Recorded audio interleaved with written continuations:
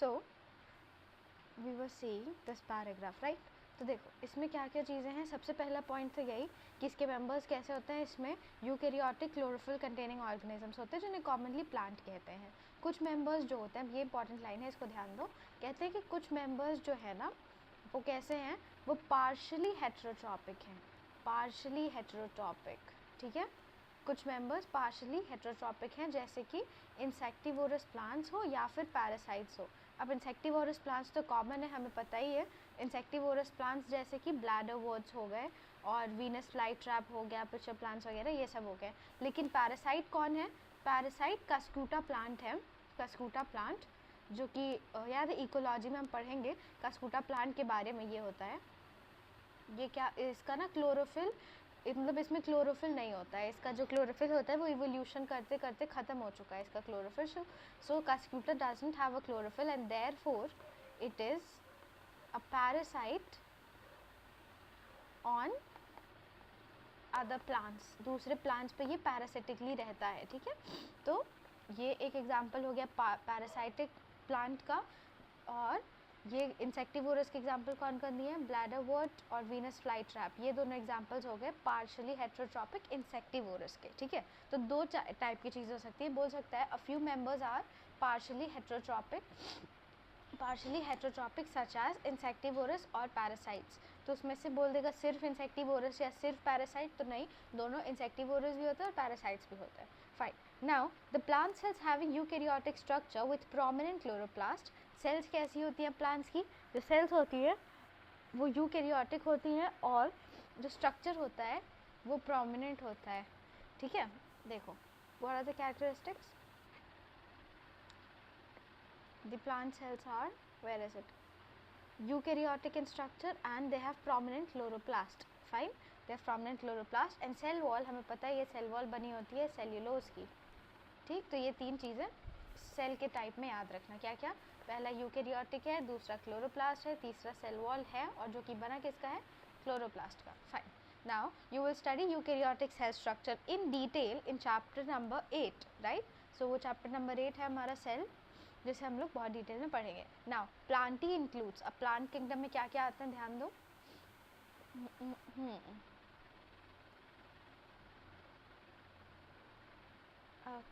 Okay, yes. So the kingdom Plantae includes algae, Bryophyta, Pteridophyta, Gymnosperms and Angiosperms. We know this very well. Now, life cycle of plant has two distinct phases: a diploid sporophytic phase and a haploid gametophytic phase that alternates with each other. Okay. Now we'll study the alternation of generation in detail in the chapter of plant kingdom. ठीक है. Now it says the length of haploid and diploid phases and whether these phases are free living or dependent on others vary among different groups of plants. This phenomena is called alteration of generation. You will study further details of this kingdom in chapter number 3. कहता है कि जो plant है, life होती है जो plant की, उसके दो फेजेस होते हैं। कौन कौन से? एक होता है उसका डिप्लॉइड स्पोरोफिटिक फेज और एक होता है हैप्लॉइड गैमेटोफिटिक फेज। अब जो प्लांट्स होते हैं ना वो इन दोनों फेजेस में खेलते रहते हैं, मतलब कभी कभी सैप्रोफिटिक फेज में होंगे, कभी गैमेटोफिटिक फेज में होंगे, ठीक है। ये ऑल्टरनेट करते हैं और ये दोनों क्या है, एक टाइप की जनरेशन मानते हैं। तो इसको हम लोग कहते हैं ऑल्टरनेशन ऑफ जनरेशन। पढ़ेंगे हम लोग, देखो यहाँ पे दिया हुआ भी है ऑल्टरनेशन ऑफ जनरेशन, ठीक है। तो कहता है कि लेंथ, मतलब क्या किसी किसी प्लांट में उसकी आधी से ज़्यादा लाइफ साइकिल डिप्लॉयड होगी और किसी किसी प्लांट में उसकी आधी से ज़्यादा लाइफ साइकिल हैप्लॉयड हो सकती है। तो इसको ही कहते हैं कि इसमें लेंथ डिफ़र कर सकता है कि मतलब कितने टाइम तक हैं, या फिर कभी कभी स्पोरोफाइट जो होता है वो गैमेटोफाइट पे डिपेंडेंट होता है, कभी कभी गैमेटोफाइट स्पोरोफाइट पे डिपेंडेंट है। तो all these things vary in different plants. किसी प्लांट में अलग होता है, किसी में अलग होता है। एक वो दे देती हूँ, बता देती हूँ। एल्गीज़ में क्या होता है, एल्गीज़ में सारी एल्गीज़ का सेम नहीं कह सकते, जनरलाइज वे में नहीं कह सकते। कुछ का स्पोरोफिटिक होता है, कुछ का गैमेटोफिटिक होता है, कुछ का दोनों होता है। मतलब देखो 3 तरह का होता है, पता है हमें, हैप्लॉन्टिक, डिप्लॉन्टिक और हैप्लोडिप्लॉन्टिक, राइट। तो कुछ एल्गीज़ हैप्लॉन्टिक होगी, कुछ डिप्लॉन्टिक होगी, कुछ दोनों हो सकती है। फिर ब्रायोफाइट की बात करते हैं।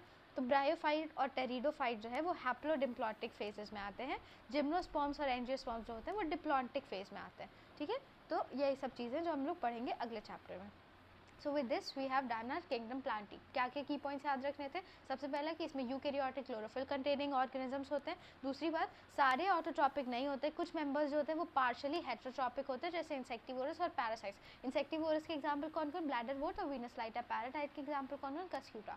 आगे कहता है कि इसके सेल्स कैसे होते हैं, सेल्स कैसे होते हैं प्लांट के? यूकैरियोटिक होते हैं, क्लोरोप्लास्ट कंटेनिंग होते हैं, प्रोमिनेंट क्लोरोप्लास्ट होता है, इनकॉन्स्पिक्यूअसली प्रोमिनेंट, अच्छा खासा क्लोरोप्लास्ट। फिर कहते हैं सेल वॉल जो है वो सेल्यूलोज की बनी है, ये उसके प्लांट के बने हैं। फिर कहता है इसमें क्या क्या होता है, इसके क्लासेस बताए हैं, algae, bryophyte, pteridophyte, gymnosperm and angiosperm, ठीक है।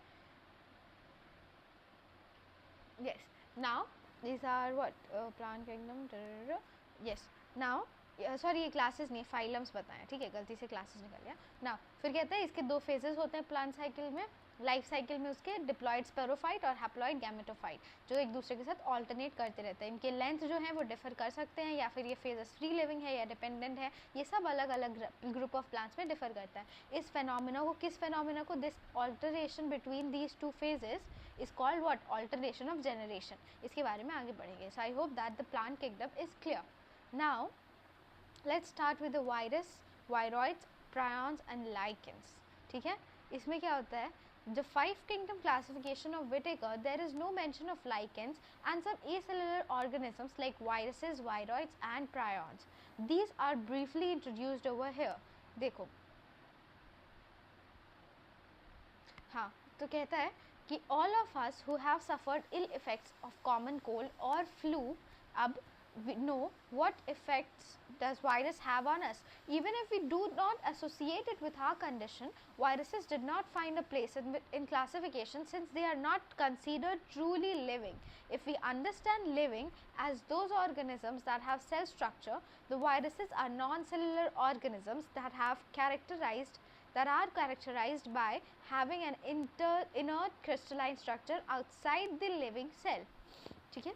तो पहले ये देखते हैं, कहता है कि जो फाइव किंगडम क्लासिफिकेशन दिया विटेकर ने उसमें कहीं पे भी लाइकेंस का नाम नहीं था, या फिर कुछ ए सेलुलर ऑर्गेनिज्म जैसे वायरस, ये सब सेल के नहीं होता है, तो याद रखना viruses, lichens and prions are acellular. Lichens को ए सेलुलर की कैटेगरी में क्यों नहीं डाला? क्योंकि lichens is made up of two things. What tell मी?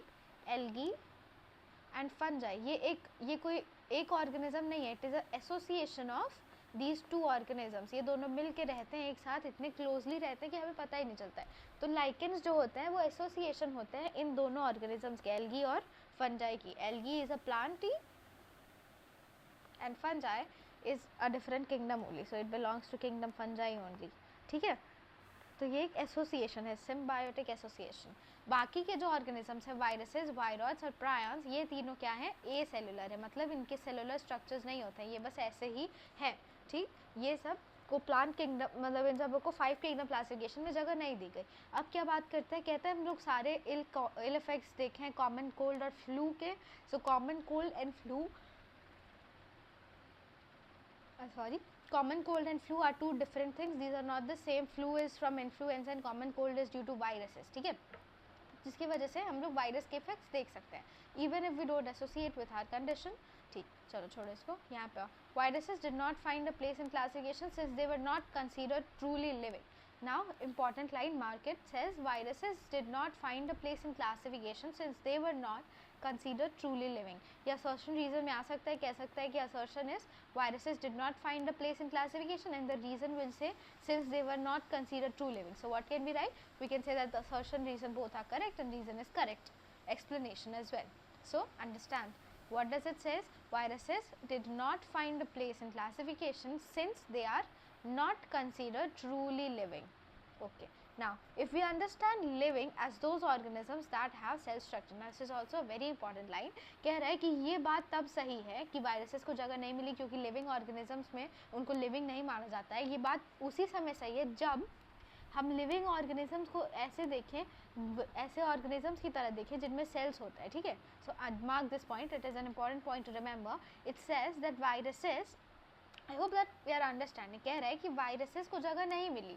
पहली बात बोला कि वायरसेस को जगह नहीं मिली।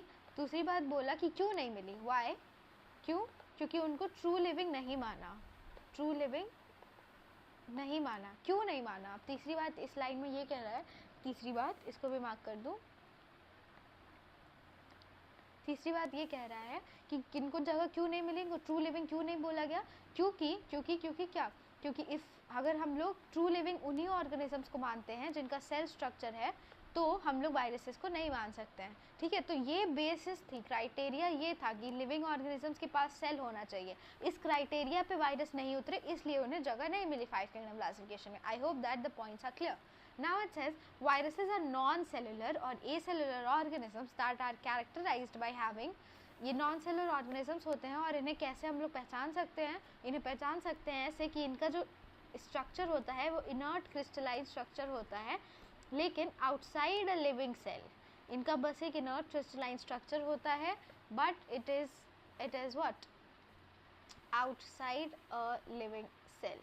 I hope that we are clear with this.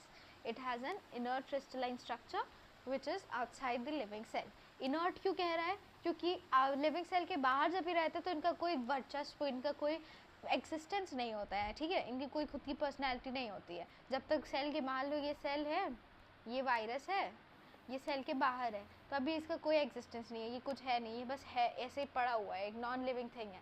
पर जब ये सेल के अंदर घुस जाएगा, अभी आके हम लोग पढ़ेंगे, जब ये सेल के अंदर घुस गया तो अब इसका एग्जिस्टेंस है। अब ये लिविंग कहाँ आएगा, क्योंकि अब ये अपना क्या करेगा, डीएनए आरएनए जो भी होगा इसके अंदर उसको रेप्लिकेट करा देगा, वायरस फैला देगा, वायरसेस बना देगा, सब कर देगा। तो लिविंग सेल के बाहर इसका कोई एग्जिस्टेंस नहीं था, पर अंदर आते ही ये काम करने लगा, तो इसीलिए इसको हम लोग ट्रूली लिविंग कंसीडर नहीं कर पाते हैं। चलो आगे बढ़ो। आगे कहता है once they infect the cell they take over the machinery of the host cells to replicate themselves killing the host. Would you call viruses living or non-living? See, कहता है कि once they infect the cell, इस cell में ये घुस गए, इस cell में घुसने के प्रोसेस को हम लोग इन्फेक्शन कह रहे हैं, मतलब किसी फॉरेन पार्टिकल के अंदर आने को इन्फेक्शन ही तो कहते हैं। तो हम लोगों ने इसमें घुसा दिया, इसे हम कह रहे हैं कि इन्फेक्ट हो गया। एक सेकेंड, इसको नीचे ले आते हैं।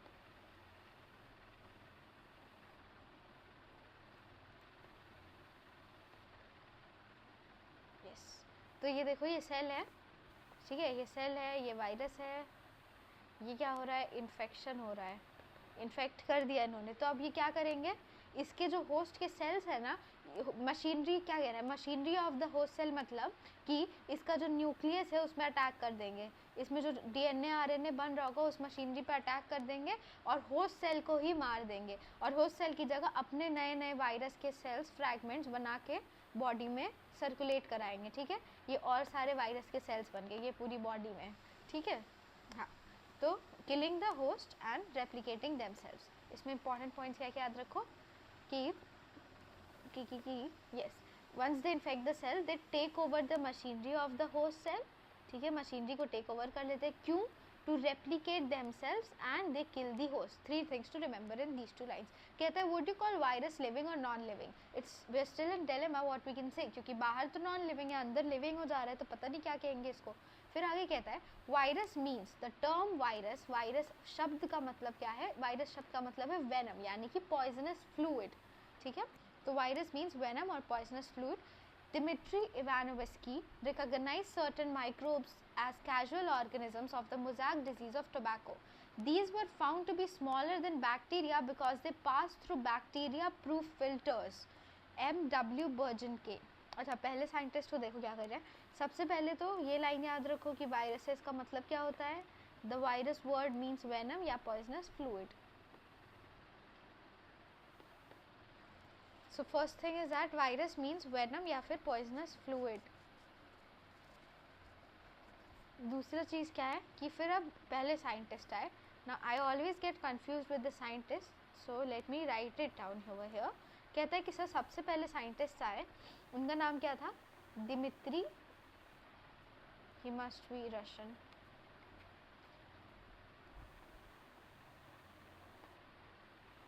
Dmitry Ivanovsky, whatever। सबसे पहले ये आए, किस साल में आए, ये आए 1892 में। इसमें ईयर्स भी याद रखना, क्या पता पूछ सकता है। ठीक है, कि पहले कौन से साइंटिस्ट ने क्या दिया, फिर किसने क्या दिया, इस तरह से हो सकता है कुछ। तो सबसे पहले आए डिमित्री इवानोव्स्की। इन्होंने क्या किया, इन्होंने क्या दिया, हमें क्या नॉलेज दी, इन्होंने हमें बताया कि क्या बैक्टीरिया जो थे ना, सॉरी वायरसेस जो थे वो बैक्टीरिया से भी छोटे थे। इन्होंने क्या हमें नॉलेज दिया, इन्होंने सबसे पहले नॉलेज हमें मिली कि बैक्टीरिया से भी छोटे होते हैं viruses. Viruses are smaller than bacteria because why were they smaller?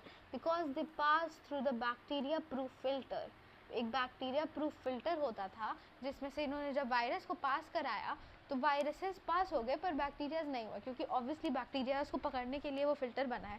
तो बैक्टीरिया उसमें डालोगे तो वो पकड़ आ जाएंगे, वो ऑब्वियसली उसके जो पोर्स होंगे वो बैक्टीरिया से छोटे होंगे, तो बैक्टीरियाज उसमें ट्रैप हो गए, लेकिन जो वायरस थे वो निकल गए उसमें से, वो पास कर गए। तो इससे हमें क्या पता चला कि जो वायरस थे ना वो स्मॉलर थे बैक्टीरिया से भी। तो इन्होंने क्या बताया, पहली डिस्कवरी क्या हुई कि viruses are smaller than bacteria. सबसे पहली बात हमें क्या पता चली बैक्टीरिया के, वायरस के बारे में, कि ये बैक्टीरिया से भी छोटे होते थे। ठीक है, this was the first thing that we knew. After that next scientist कौन आया हमारे पास, आप पढ़ते हैं पहले। कहते हैं उसके बाद आए M.W. बर्किंजी, बेजरनिके, पता नहीं क्या बोलते हैं, जो ये बोलते हैं। Demonstrated that the extract of infected plant of tobacco could cause infection to a healthy plant and named the new pathogen a virus and called the fluid Contagium vivum fluidum, infectious living fluid।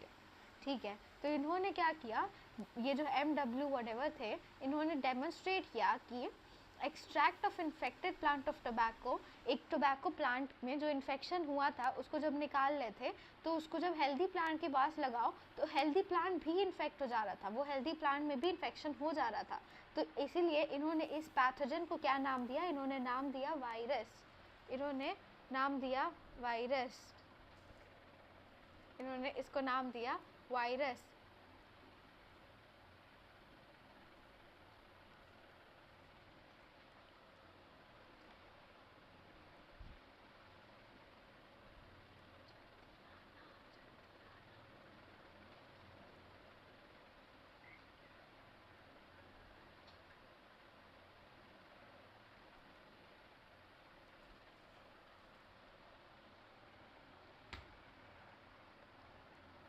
Yes, सो इन्होंने क्या किया, इन्होंने उसको नाम दिया virus और कहा कि जो फ्लूइड है, जिस फ्लूइड की वजह से ये ट्रांसफ़र हो रहा है, जो इन्होंने एक्सट्रैक्ट किया था, उसको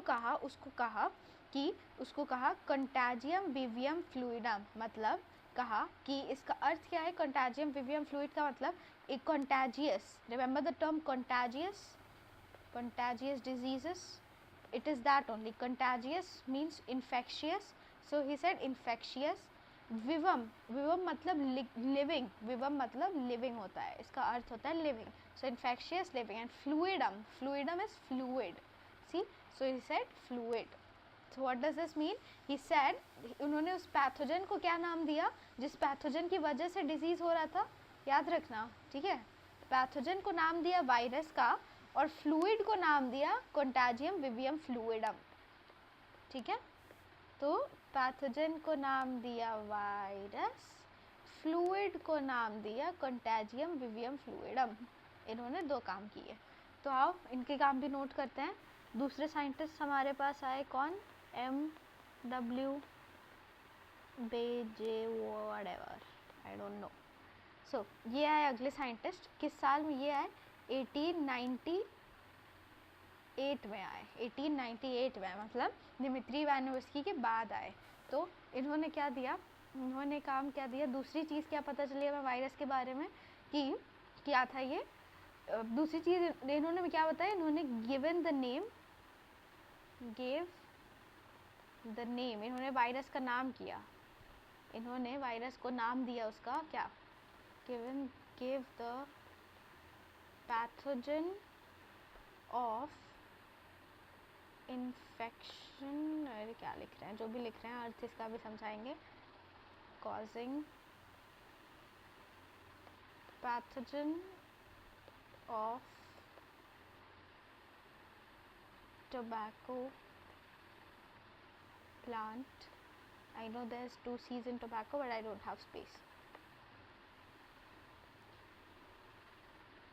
Gave the pathogen a name. And what was that name? The name was virus. Haha. And the second thing that he did was gave the infectious fluid a name, that is, what was the name? Contagium vivum. What was the last thing? Fluidum. Right? अब इसका मतलब तो हमें पता ही है, पर लिख लेते हैं. Infectious living fluid. ठीक है, चलो. तो 3 चीज़ें अभी तक हमें वायरस के बारे में पता चल गई. पहले साइंटिस्ट ने बताया कि वायरस छोटे होते हैं बैक्टीरिया से भी. दूसरे साइंटिस्ट ने बताया कि ये इन्फेक्शन कॉज करने वाले पैथोजन होते हैं, जिनको अगर एक इन्फेक्टेड प्लांट से हेल्दी प्लांट की तरफ ले जाओ तो वो हेल्दी प्लांट को भी इन्फेक्ट कर देते हैं. तो इन्होंने इसको नाम दिया वायरस. और तीसरी चीज़ इन्होंने क्या बताया कि ये जो फ्लूइड होता है जो इन्होंने एक्सट्रैक्ट किया था उससे इन्फेक्टेड प्लांट से, उसको क्या कहा? उसको कहा कंटाजियम विवियम फ्लूइडम, मतलब इन्फेक्शियस लिविंग फ्लूइड है वो. ठीक है. अब आओ तीसरे साइंटिस्ट के पास, WM स्टैनली. इनका नाम आसान है. WM स्टैनली ने कहा कि viruses could be crystallized and the crystals containing consist largely of proteins. They are inert outside a specific host cell. Viruses are obligate parasites.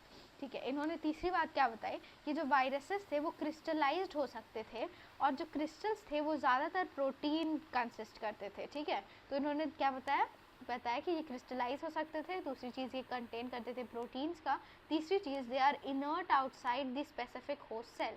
मतलब वायरसेस होस्ट स्पेसिफिक होते हैं, हर किसी में नहीं जिंदा हो जाते हैं. अपने स्पेसिफिक होस्ट सेल में जब वो नहीं होते थे, जब उससे होस्ट के बाहर होते थे तो इनर्ट होते थे. ठीक है. तो क्या क्या याद रखो? Inert outside specific host cell. ठीक. और क्या क्या? They were crystallize and the crystals contain largely of protein. This is something that you must remember. The crystals contain largely of protein. बोल देगा largely of fat, largely of carbohydrates, largely of nitrogenous bases. So no, it consists largely of proteins. Oh. Okay. Now the last thing was viruses are obligate parasites. What is an obligate parasite? Obligate parasite मतलब कि जिसको किसी चीज़ की ज़रूरत हो, कि तुझे ज़िंदा रहने के लिए मेरी ज़रूरत है तो तू ऑब्लिगेट है, मेरे बिना तो ज़िंदा नहीं रह सकता है. So you are an obligate parasite. But if you can live without me then you are a facilitate parasite. जैसे कि माइकोप्लाज्मा. रिमेंबर अच्छा नहीं रिमेंबर का, अभी तो पढ़ेंगे. बैक्टीरिया में होता है माइकोप्लाज्मा जो कि फैसिलिटेटिव पैरासाइट होता है. और वायरसेस कैसे हैं? वायरसेस ऑब्लिगेट है, मतलब अगर इनको लिविंग सेल्स नहीं मिले, इनको इनके होस्ट सेल्स नहीं मिले, स्पेसिफिक होस्ट सेल नहीं मिला तो ये जीवित नहीं रहते, मरने की एक्टिंग करते हैं. पर जैसे इनको इनके होस्ट सेल में से मिला दो ये उसमें एक्टिव हो जाते हैं. ठीक. तो ये बात कही इन्होंने. तो इन्होंने हमें 3 चीज़ें बताई वायरस के बारे में. और लिखते हैं. Third scientist who was, what was his name? WM और MW? WM Stanley. किस साल में? 1938. यस 35. यस.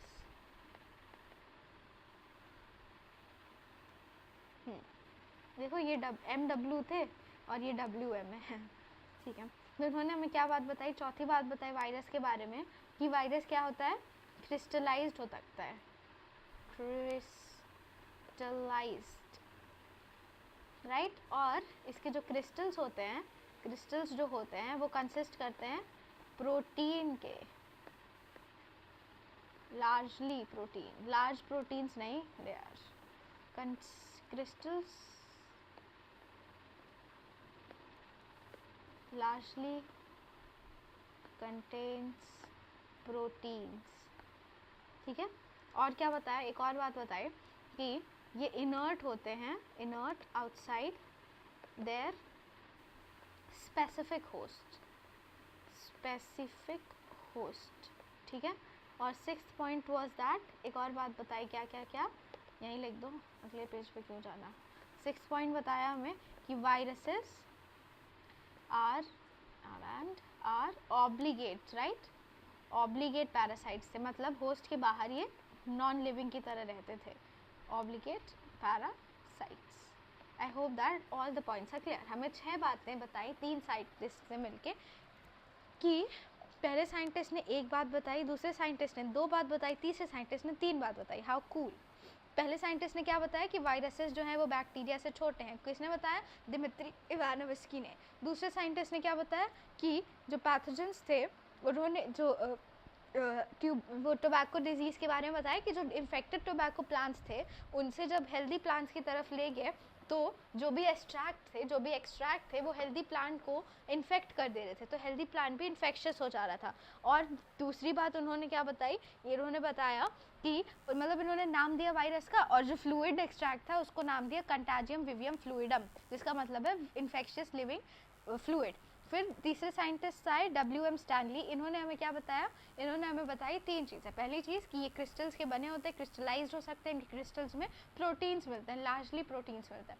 दूसरी चीज़ क्या बताई, दूसरी चीज़ उन्होंने बताई क्या क्या कि येस कि ये लोग इनर्ट होते हैं outside specific host cell, virus अपने स्पेसिफिक होस्ट के बाहर इनर्ट पैरासाइट की फॉर्म में रहते हैं।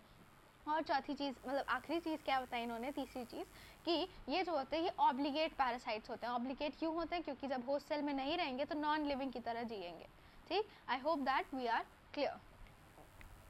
नाउ दिस से इन एडिशन टू प्रोटीन्स तो उसमें लार्जली मिलते ही हैं, लेकिन प्रोटीन्स के अलावा क्या क्या मिलता है, virus also contains genetic materials that could be either RNA और DNA। No virus consist both DNA and RNA, ठीक है। तो ये यहाँ पे थोड़ा इंटरेस्टिंग पार्ट है। क्या कहता है कि प्रोटीन्स तो उसमें होते ही हैं, सबसे ज़्यादा तो प्रोटीन्स ही होते हैं, लेकिन except for proteins let's try this. In addition to protein, viruses also contains genetic material. Yes, that genetic material could either, emphasize on the word either. Which color should we take? Let's take red, no, pink, blue, orange. Either.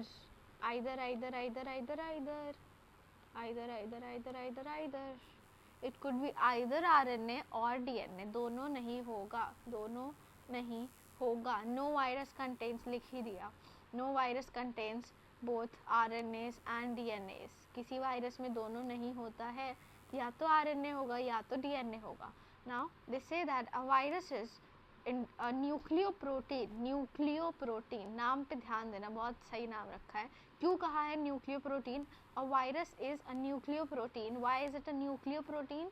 Because nucleo means nucleosides, nucleotides, genetic material, protein means protein. तो ये nucleotides यानी कि genetic material और protein से मिल के बना होता है, इसलिए इसका नामकरण कर दिया एज न्यूक्लियोप्रोटीन। बहुत ग्रीन और पर्पल हो गया ना, कलर चेंज करता है। Let's make it yellow. Yes, nucleo protein कहते हैं इसे। और जेनेटिक मटेरियल जो इसका होता है वो इन्फेक्शियस होता है। It has an infectious genetic material and what else, it is a nucleo protein. Now in general viruses that infect plant, ना यहाँ पे याद करने की चीज़ है, याद कर लो, जो प्लांट को इन्फेक्ट करते हैं they have single stranded RNA and the viruses that infect animals have either double stranded or single stranded RNA or double stranded DNA, ठीक है। देखो बताऊँ once again, so what लिखा क्या है यहाँ पे, देखो where should I write it, on the next page? Oh no, I'll write here, छोटा छोटा लिखेंगे। कहता है कि जो भी वायरस, बहुत छोटा हो जाएगा, कोई बात नहीं,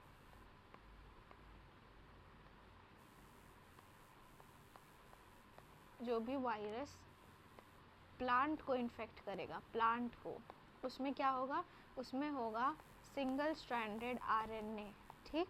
ये प्लांट्स की बात होगी। प्लांट्स में जो भी वायरसेस इन्फेक्शन करेंगे वो करेंगे, सिर्फ उनके पास होगा सिंगल स्ट्रैंडेड RNA, ठीक है। अब जो भी वायरस क्या एनिमल्स को इन्फेक्ट करेंगे, एनिमल्स को, हम लोग को जो इन्फेक्ट करते हैं वायरस, वो क्या होंगे, वो 3 प्रकार के हो सकते हैं, ठीक है। कैसे कैसे, या तो सिंगल स्ट्रैंडेड आरएनए वाले, या तो डबल स्ट्रैंडेड आरएनए वाले, या फिर डबल स्ट्रैंडेड डीएनए वाले। तो हमें हर तरह के वायरस इन्फेक्ट कर सकते हैं, single stranded, double stranded, RNA, DNA, सब कुछ। बल्कि प्लांट्स को सिर्फ सिंगल स्ट्रैंडेड आरएनए वाले ही करेंगे, ठीक है। तो हम पे सब लागू होता है, प्लांट्स पे बस सिंगल स्ट्रैंडेड वाले होते हैं, याद रखो। देखो रंग दूँ से मैं, so that we remember. Plants have single stranded RNA, animals have all categories. We could be affected by DNAs, RNAs, single stranded, double stranded, everything. But plants are safe. They are affected only by single stranded RNAs. Okay, now this is what it has said in these paragraphs. ये lines में, यहाँ पे ये पूरी जगह पे यही कहा गया है। अब बात करते हैं bacterial viruses or bacteriophages. Viruses that infect bacteria are usually double stranded DNA viruses. अब ये एनिमल प्लांट्स की बात हो गई। अब जो बैक्टीरिया को अफेक्ट करते हैं, ऐसा थोड़ी है कि बैक्टीरिया को छोड़ देंगे, सबको हम मारेंगे। तो वायरसेस जो इफेक्ट करते हैं किसको, बैक्टीरिया को, जो बैक्टीरिया को इन्फेक्ट करते हैं, वो कैसे होते हैं, वो होते हैं कैसे, डबल स्ट्रैंडेड डीएनए ना, yes, they are double stranded DNAs. Cool. Bacteria को भी नहीं छोड़ा इसने, बैक्टीरिया को ये मारता है अपने डबल स्ट्रैंडेड डीएनए से। सो वायरसेस 3 लोगों को इफेक्ट करते हैं, प्लांट, एनिमल, बैक्टीरिया। प्लांट को करेंगे सिंगल स्ट्रैंडेड आरएनए से, एनिमल्स को करेंगे double stranded DNA, double stranded RNA और सिंगल स्ट्रैंडेड आरएनए से, जबकि बैक्टीरिया को करेंगे सिर्फ डबल स्ट्रैंडेड डीएनए से। I hope that we are clear. Now आगे बढ़ते हैं यहाँ से। The protein coat called capsid is made of small subunits called the capsomeres, protects the nucleic acid. तो जो प्रोटीन कोट होती है इसकी, वो बनी होती है कैप्सिड की, और जो कैप्सिड होती है वो छोटी छोटी यूनिट्स कैप्सोमियर से बनी होती है, simples. These capsomeres are arranged in helical और पॉलीहेड्रल ज्योमेट्रिक फॉर्म्स। याद रखना ये फॉर्म्स बहुत इंपॉर्टेंट है, कभी भी पूछ सकता है कि किस किस फॉर्म में अरेंज होते हैं। सो इट्स हेलिकल, मतलब हेलिकल यानी ऐसे ऐसे, और पॉलीहेड्रल, पॉलीहेड्रल कैसा होता है मुझे नहीं याद। हेलिकल और पॉलीहेड्रल फॉर्म्स में, ज्योमेट्रिक फॉर्म्स में कैप्सोमियर्स जो होते हैं वो अरेंज्ड होते हैं। फिर कहते हैं viruses cause diseases like mumps. ये डिजीजेस के नाम याद रखना, ठीक है, पूछ देता है। They causes mumps, smallpox, herpes, influenza. ठीक, तो ये वायरसेस जो होते हैं वो मम्स कर सकते हैं, स्मॉल पॉक्स कर सकते हैं, हर्पीज एंड इन्फ्लुएंजास। एड्स भी यही सब करते हैं हमारे अंदर, एड्स भी यही सब करते हैं। ये हो गए एनिमल्स के डिजीजेस। एनिमल्स में ऐसे डिजीजेस कॉज करते हैं, कौन कौन से, 5 डिजीजेस कॉज करते हैं एनिमल्स में, mumps, smallpox, herpes, influenza and AIDS. Meanwhile plant में क्या क्या करते हैं, प्लांट में मोज़ैक फॉर्मेशन, प्लांट को अलग कलर से करेंगे, where is it, mosaic formation, ऐसे पत्तियों पे ऐसे मोज़ैक का फॉर्मेशन होने लगता है। लीफ की रोलिंग करा देते हैं ये, कर्लिंग ऑफ लीफ करा सकते हैं, येलोइंग ऑफ लीफ करा सकते हैं, वेन्स क्लियरिंग करा सकते हैं, मतलब वेन्स जो हैं वो पीली दिखेंगी, dwarfing of plant and stunted growth of plants. So they have adverse effects on both plants as well as animals. What things they can do in plants? They can do 7 things to the plant. First is mosaic formation, second is leaf rolling, third is leaf curling, fourth is what, fourth was क्या था, leaf rolling, yellowing of leaves, चौथा था when clearing, फिर ड्रॉफिंग, और 7वां था stunted growth. तो इतनी चीज़ें ये सब करा सकते हैं, ठीक है। एनिमल्स में 5 चीज़ें, प्लांट्स में 7 चीज़ें। नंबर लिख दूँ ताकि याद रहेगा। सबसे पहला क्या था, मम्स, दूसरा स्मॉल पॉक्स, तीसरा हर्पीज, चौथा इन्फ्लुएंजा, 5वां एड्स। फिर प्लांट्स में क्या था, पहला मोज़ैक, दूसरा लीफ रोलिंग, तीसरा लीफ कर्लिंग, चौथा लीफ येलोइंग, 5वां वेन क्लियरिंग, छठा ड्राफ्टिंग एंड 7वां stunted growth. So I hope that we will remember this. This was a very important paragraph, बहुत सारी चीज़ें थी इसमें याद रखने को, तो याद रखना, ठीक है। सबसे पहले एक बार फटाक से रिकैप कर देते हैं क्या क्या कहते हैं कि आरएनए या डीएनए में से कोई एक प्रेजेंट होगा वायरस में, दोनों नहीं हो सकते हैं। ये होता है न्यूक्लियो प्रोटीन होता है, क्योंकि इसमें न्यूक्लिक एसिड और प्रोटीन होता है। प्रोटीन्स और न्यूक्लिक एसिड होते हैं, प्रोटीन्स आउटर कवरिंग बनाता है, न्यूक्लिक एसिड जेनेटिक मटेरियल बनाता है, वो जेनेटिक मटेरियल इन्फेक्शियस होता है। इन जनरली वायरसेस जो प्लांट को इफेक्ट करते हैं वो सिंगल स्ट्रैंडेड आरएनए होते हैं, वायरसेस जो एनिमल को इफेक्ट करते हैं वो single stranded RNA, double stranded RNA या फिर डबल स्ट्रैंडेड डीएनए हो सकते हैं। वायरसेस जो बैक्टीरिया को इन्फेक्ट करते हैं जिसको हम लोग बैक्टीरियोफेज कहते हैं या फिर बैक्टीरियल वायरस कहते हैं, वो डबल स्ट्रैंडेड डीएनए होते हैं, ठीक है। उसके बाद से क्या कहता है, रुको यहाँ पे लिख ही दूँ ये वाला पॉइंट भी, कि ये जो होता है ये आउटर लेयर जो इनकी होती है वो प्रोटीन की बनी होती है। प्रोटीन जो होता है वो कवरिंग होता है, कोट होता है, इनका कवरिंग पार्ट होता है। अरे हटो यार, प्रोटीन की होती है और ये बनी होती है, कैप्सिड की लेयर होती है, इसको कैप्सिड के, अरे यार कैप्सिड, ठीक है। और ये कैप्सिड किससे बनी होती है, कैप्सोमियर से बनी होती है। ये स्मॉल सब यूनिट्स होते हैं, capsomeres are small subunits. Okay, I hope that we are clear with this. ये बात कहता है यहाँ पे, ठीक है। हाँ, अब ये जो कैप्सोमियर्स होते हैं, अच्छा ये भी लिख ही देती हूँ, ये या तो हेलिकल होंगे, हेलिकली अरेंज्ड होंगे, या फिर ये पॉलीहेड्रली अरेंज्ड होंगे, पॉलीहेड्रली अरेंज्ड होंगे। तो इतनी चीज़ें इस सेल के बारे में बोली, वायरस के सेल के बारे में, हालांकि सेल तो होता नहीं है, ऐसे उसके स्ट्रक्चर के बारे में, ठीक है। उसके बाद से कहता है वायरस क्या क्या डिजीजेस करता है, एनिमल्स में mumps, smallpox, herpes, influenza, AIDS. Plants में mosaic formation, leaf rolling, leaf curling, yellowing of leaf, vein clearing, drafting and stunted growth, ठीक है। तो ये सारी चीज़ें हो गई वायरस के बारे में। अब हम बात करेंगे वायरॉइड्स, प्रायॉन्स और लाइकेंस के बारे में, ठीक। तो इसमें भी याद करने की ज़्यादातर चीज़ें, सबसे पहले कहता है वायरॉइड्स को हम लोगों ने 1971 T.O. Diner discovered the new infectious agent that was smaller than viruses also and caused potato spindle tuber disease. It was found to be free RNA. It lacked protein code that is found in the virus, hence name viroid. The RNA of viroid was of low molecular weight. बहुत सारे facts हैं याद करने वाले, तो याद रखना। क्या क्या चीज़ें याद रखनी है बताती हूँ। सबसे पहले कि इसमें साइंटिस्ट का नाम क्या है, टीओ डीनर व्हाटएवर। इन्होंने क्या डिस्कवर किया था, साइंटिस्ट का लिख लेते हैं, ठीक है। साइंटिस्ट थे टीओ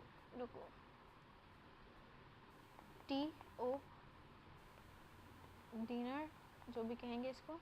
इन्होंने 1971 में क्या बताया हमें, एक ऐसा न्यू इन्फेक्शियस एजेंट को ढूंढा, जो कि छोटा था वायरस से भी, और ये क्या करता था, पहली बात नया इन्फेक्शियस एजेंट ढूंढा, दूसरी बात स्मॉलर देन वायरस था। अच्छा नहीं, ये तो पहले हमें पता चल गया था, किसने बताया था कि ये छोटा होता है वायरस से, बताया था हमें दिमित्री इवानोव्स्की ने बताया था हमें, राइट, ठीक है। तो न्यू इन्फेक्शियस एजेंट हुआ था जो क्या करता था, potato spindle tuber disease cause करता था ये, ठीक है, डिजीज ये करता था।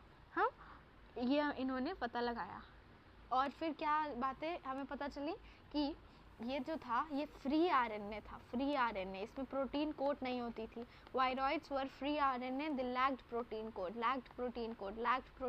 वायरस में होता था, इसमें नहीं होता है, इसमें सिर्फ आरएनए होता है, ठीक है, इसलिए इसको नाम वायरॉइड्स दिया गया। RNA of viroids were of low molecular weight, इसका मॉलिक्यूलर वेट बहुत कम होता था। वायरॉइड्स का molecular weight was low, it was of low molecular weight, it lacked protein code. तीन चीज़ें इसमें ध्यान देना, it was B free RNA, lacked protein code and the RNA was of low molecular weight. तीन चीज़ें ध्यान देने की हैं, एक ये, दूसरा लैक्ड प्रोटीन कोड, और तीसरा RNA was of low molecular weight. और ये भी कि ये पोटैटो स्पिंडल डिजीज कॉज करता है। हाँ, now the next thing is prions. In modern medicational field, infectious neurological diseases were found to be transmitted by an agent consisting of abnormally folded proteins. The agent was similar to the size of viruses.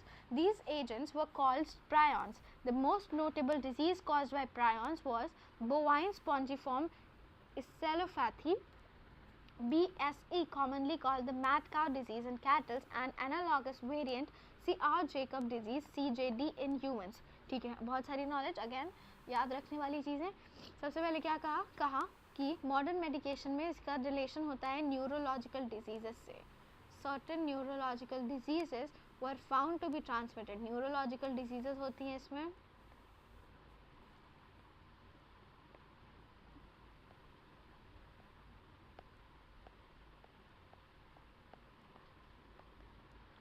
It causes neurological diseases that was transmitted by. ये important बात है कि ये abnormally folded protein था. ठीक है, ये RNA DNA नहीं था, ये abnormally folded प्रोटीन होता था. वायरॉइड्स क्या थे? फ्री RNA था. ये क्या था? abnormally folded प्रोटीन था. अब कहता है ये सिमिलर थे वायरस के साइज में. साइज याद रखना. Agents were similar to the size of virus. Similar to the size of virus. Okay, now they caused, they were called prions. And what did they cause? ये cause कॉज करते थे. दो diseases करते थे, एक कैटल्स में और एक ह्यूमंस में. कैटल्स में जो करते थे उसको कहते थे बोवाइन स्पॉन्जिफॉर्म इसेलोपैथी. रुक जाओ, नाम याद है.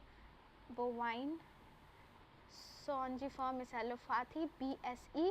और इसे कॉमनली कहते थे mad cow disease in cattles. और इसका एक एनालॉगस वेरिएंट था जो इंसानों में होता था जिसको कहते थे CR जेकब डिजीज. क्या क्या याद रखना है इसमें? इसमें क्या क्या याद रखना है? की क्या? सबसे पहली बात ये हो गया. प्रायॉन्स की बात करते हैं. प्रायॉन्स में क्या क्या चीज़ें याद रखनी थी हमें? लिख इसलिए रहे हैं ताकि लिखने से याद होगा. इट वाज इन्फेक्शियस, न्यूरोलॉजिकल था ये. न्यूरोलॉजिकल, ऐसा वैसा नहीं भाई, न्यूरोलॉजिकल डिजीज़ थी.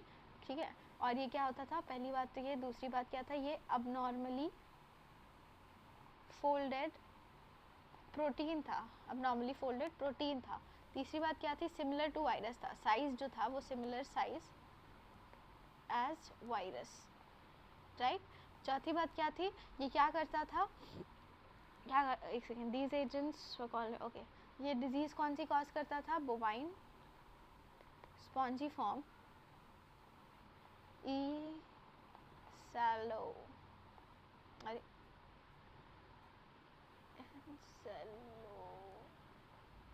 encephalopathy. If I'm not wrong, this is the spelling. Encephalopathy, yes. इसको कहते थे BSE. इसका कॉमन नेम क्या था? Mad cow disease. Mad cow disease kettles में होता था ये. कैटल्स में. और इसी का जो वेरिएंट था, इसी का एक वेरिएंट, न्यू वेरिएंट, जिसको कहते थे क्या?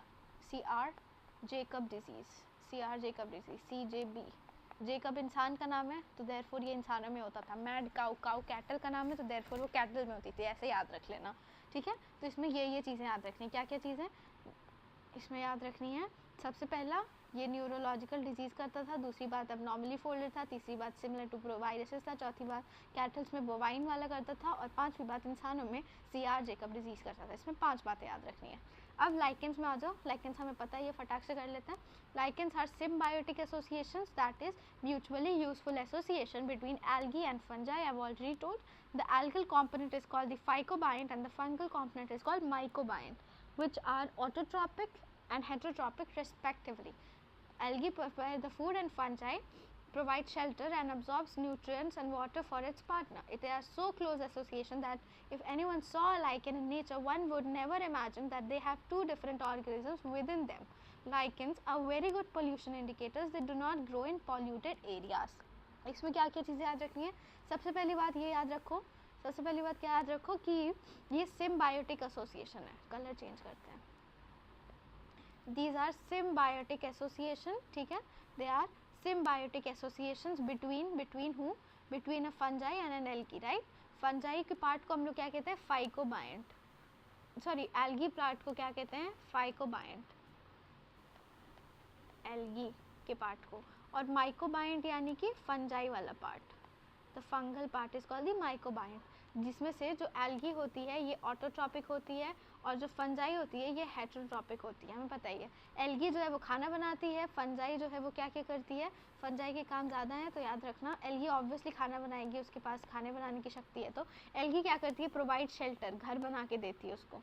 Absorbs mineral nutrients. Mineral nutrients absorb करके लाती है उसको. पानी अब्जॉर्ब करती है उसके लिए। तो ये दो काम करती है, घर बनाती है और मिनरल न्यूट्रिएंट्स और पानी अब्जॉर्ब करके लाती है। ये सब इतने क्लोजली रहते हैं, इतना चिपक के रहते हैं कि कोई संसार में इसे देखेगा तो कह नहीं सकेगा कि ये दो अलग ऑर्गेनिजम्स हैं, ठीक है। और last line is super important that they are very good indicators of pollution. Lichens are very good pollution indicators. They do not grow in polluted areas. I hope that we are even now. We are clear with everything.